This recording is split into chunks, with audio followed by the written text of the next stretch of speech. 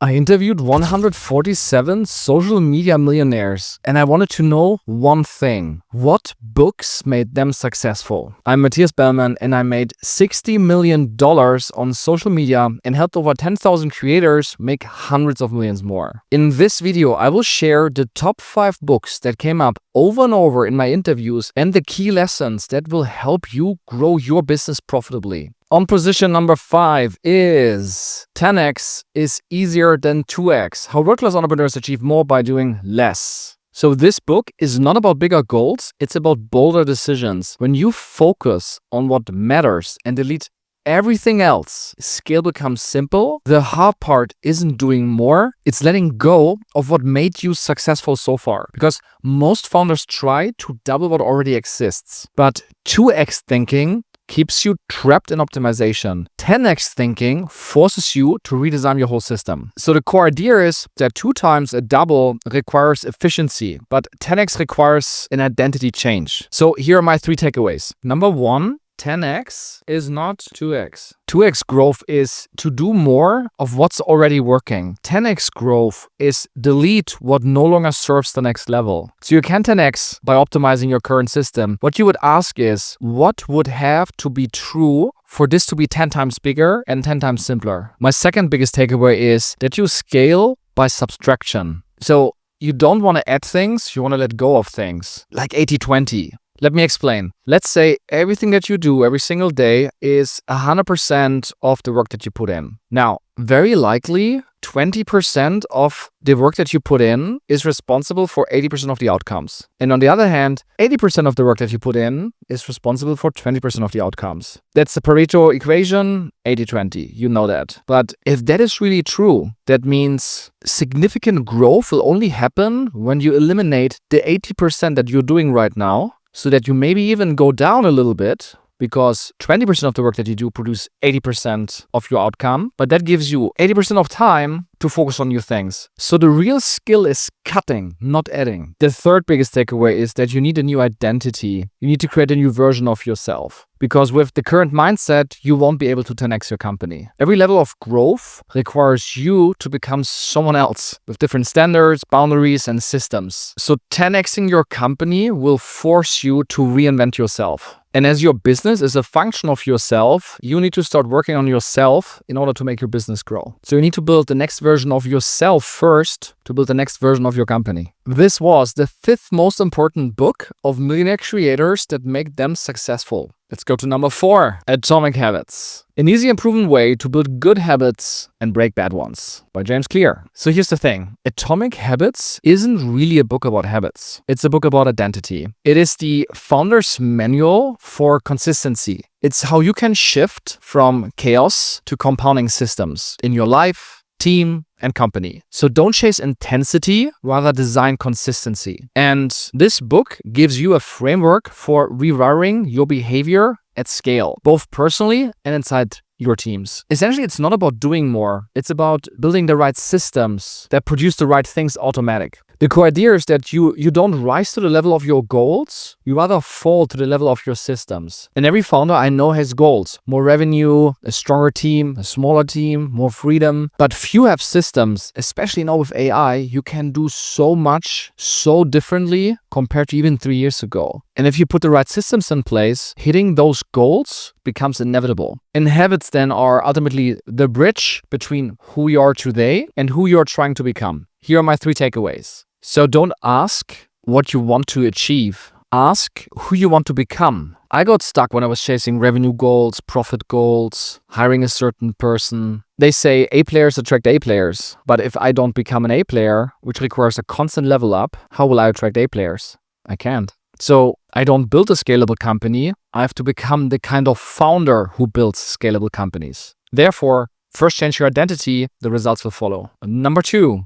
Systems over goals. Because goals set direction, but then systems create progress. Simply speaking, you don't need motivation when your environment does the heavy lifting, your systems. So great founders design routines and systems that make decisions easy. So instead of having my team come to me to ask for feedback, I can empower someone to make decisions. That would be empowering a human. But I could also create in my team a career framework where it's very clear of what they have to achieve in terms of goals, that they make the next step to a more senior position. So the system makes the decision that they get promoted instead of a big long conversation, if it's the right timing, the right compensation and whatnot. And number 3, tiny wins compound into big outcomes. Look, the book calls it atomic for a reason. It's small, consistent improvements that compound like interest. If you become 1% better every day, that is 37 times better per year. And of course, you want quantum leaps. You want to go from here to there immediately.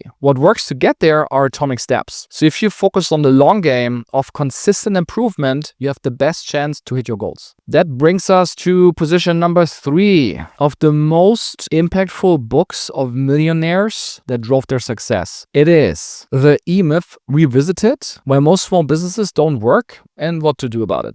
So this book explains why most founders never really build a business. They just build a job. And this book is the blueprint for turning your hustle into an asset that runs without you. Every founder starts as the engine, but the goal is to build the engine that runs without you. So this book is 2 decades old, but it's still the single best tool that helps you avoid burnout and build a machine that is worth way more than it is right now. The core idea is that you can scale a company that depends on you for everything. The E-Myth, or the entrepreneurial myth, shows that founders confuse doing the thing with building the system that does the thing. And here are my 3 takeaways. You wear 3 hats. Only one builds a company, but every founder plays a technician, a manager, and an entrepreneur. The technician works in the business. The manager organizes around the business, and the entrepreneur works on the business. And obviously, most founders are stuck as technicians. They're great at delivery, want to control everything, but terrible at delegation. That brings us to the second biggest takeaway. Systems are your real product, because every great business is built like a franchise. Predictable, teachable, and repeatable. It sounds bureaucratic, but actually it's freedom. Systems make your output consistent without requiring your presence. And you can do the vacation test, which is, if you can't step away for a month without chaos, you don't own a business, it actually owns you. Look at my business, I pay the salaries every month. Big invoices above $20,000, so the ones that are 6 figures, I sign them off. I'm the only one with access to the domains, so if someone wants to change something with a domain, it has always to go through me. So these are things that I need to improve at some point, but I haven't done that yet. So if I go on vacation for a month, there are still things that I don't have fully delegated. No one will get salaries if I will completely switch off my computer. And the third one is focus on working on your business. That shift happens when you start designing processes and systems, not just doing tasks. So what you could do is you could build a prototype of your ideal business, the version that could scale without you. And that brings us to position number 2, the second most referred business book by millionaire creators and founders is The One Thing, The Surprisingly Simple Truth About Extraordinary Results by Gary Keller. The One Thing is a system for saying no way more, so that the things where you say yes to actually matter. Because we as founders, we all love complexity, but what really scales is clarity. And success is built by doing less, which also seems to be the recurring theme of many of these books. So the entire thesis is success is built by doing less, but doing the right thing with extreme focus. So it's not about productivity, it's about priority. And the core idea is that you don't need more hours, you need more focus per hour. And we as founders, we burn out not because we do too little, but because we dilute our impact across way too many things that feel important. But when everything matters, nothing moves. So here are my 3 takeaways. Number 1, focus is a filter, not a feeling. And with that, the core question is, what's the one thing that you can do such that by doing it, everything else becomes easier or unnecessary? So for us founders, it's a diagnostic tool for our week, product roadmap, the funnel, our life. Always ask yourself, if it doesn't make the rest easier, it's noise and you should say no to it.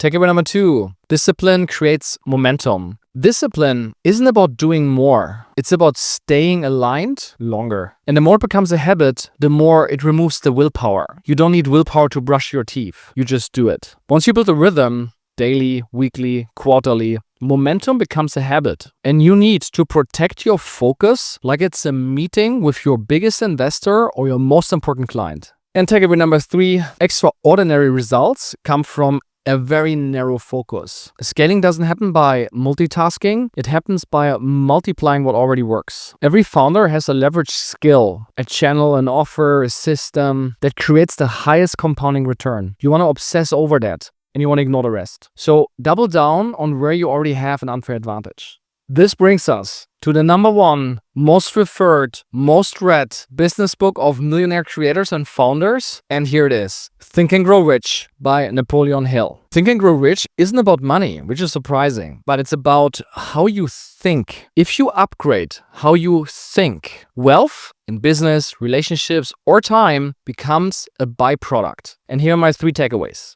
Takeaway number 1. A true vision is an obsession. You don't hope to succeed, you decide to. You go wrong when you don't know where you're going. Vision is an obsession about a number, about a timeline, maybe also about a team.